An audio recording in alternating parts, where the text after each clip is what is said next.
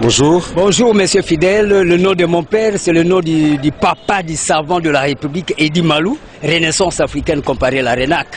Vous vous appelez comment? Edi Malou, le premier savant de toute la République démocratique du Congo. Edi Malou. E-double-D-Y-M-A-L-O-U.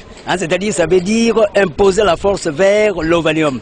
C'est-à-dire l'estime du savoir. Les gens qui connaissent beaucoup de choses, cristalliser, imposer, intentionner ça dans toute la République démocratique du Congo pour que nous puissions avoir la congolexicomatisation, les lois du marché propre congolais. Monsieur Edi, nous parlons d'un sujet sportif. Est-ce que connaissez-vous les relais? Mais oui, c'est clair. Lorsqu'on parle de tout ce point de vue, c'est l'activisme vers ce qu'on appelle la dynamique des sports. C'est-à-dire mettre un accent sur les revenus aussi à avoir. C'est un problème de TGO, théorie générale des organisations. Comment nous pouvons parvenir aussi à relever aussi les défis? Parce que par exemple, le Brésil, à part les végétariens, là, le végétalisme, nous avons cette même climatologie. Le Brésil aussi, c'est des... Oui, mais nous parlons du relais.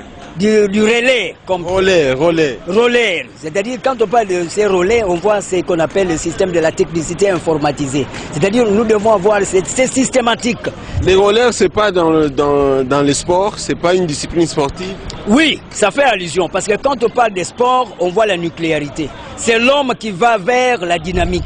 Oui, mais le sport là, le relais, est-ce que vous le connaissez? Oui, mais c'est clair, ça fait allusion au redynamisme de l'homme qui doit assurer ce qu'on appelle la systématique de l'orthodoxisation, c'est-à-dire la réflexologie. Le réflexe, tout ça. Vous connaissez comment ça se pratique? Oui, mais maintenant, à ce moment-là, il y a la relaxation comme telle. Quand on parle de relaxation, c'est les 5 sens qui doivent tourner.